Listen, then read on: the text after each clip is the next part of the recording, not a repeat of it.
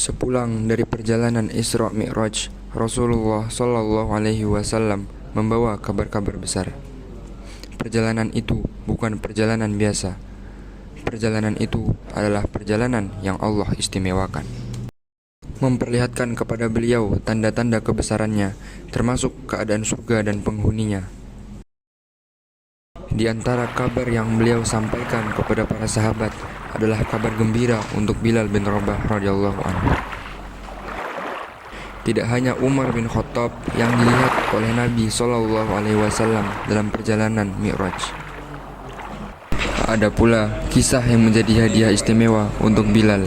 Diriwayatkan oleh Imam Ahmad dengan sanad yang sahih dari Abdullah bin Abbas radhiyallahu anhu bahwa pada malam Isra, Nabi Shallallahu Alaihi Wasallam memasuki surga. Lalu beliau mendengar suatu suara dari salah satu sisinya.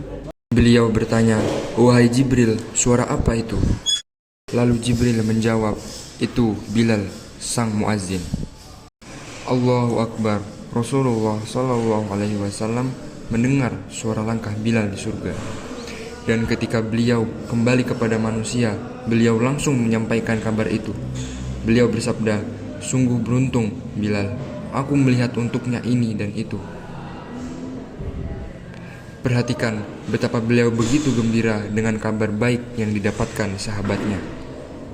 Tidak ada iri, tidak ada penundaan, beliau langsung menyebarkan kebahagiaan itu. Keesokan harinya, sebagaimana diriwayatkan Al-Hakim dan dinyatakan sahih, Rasulullah Shallallahu Alaihi Wasallam memanggil Bilal. Beliau bertanya, "Wahai Bilal, dengan amalan apa engkau mendahuluiku ke surga?" "Sungguh tadi malam aku memasuki surga dan aku mendengar derap langkahmu di depanku." Bilal menjawab dengan penuh ketulusan, "Wahai Rasulullah, tidaklah aku berazan kecuali setelahnya aku sholat 2 rakaat, dan tidaklah aku berhadas melainkan aku segera berwudu dan sholat 2 rakaat."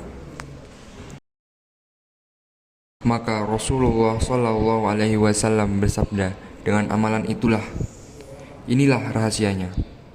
Bukan amalan besar yang tampak spektakuler, bukan jihad besar yang menggetarkan medan perang, tetapi 2 rakaat setelah wudhu, 2 rakaat setelah azan, amalan yang mungkin sering kita anggap ringan. Namun Bilal menjaganya, konsisten, ikhlas tanpa sorotan." Saudaraku, coba kita mundur sedikit melihat kehidupan Bilal. Ia bukan bangsawan Quraisy, ia bukan orang terpandang, ia hanyalah seorang budak dari Habasyah. Ketika masuk Islam, ia disiksa di tengah terik matahari Makkah. Tubuhnya ditindih batu besar, namun lisannya hanya mengucap Ahad, Ahad. Dulu, ia budak yang tak punya harga di mata manusia. Namun lihat bagaimana Islam memuliakannya. Suaranya menjadi suara azan pertama dalam Islam. Namanya diabadikan dalam hadis-hadis sahih dan langkahnya terdengar di surga. Inilah nilai Islam yang sangat agung. Kemuliaan tidak diukur dari warna kulit, suku, atau status sosial. Kemuliaan diukur dengan iman dan amal soleh.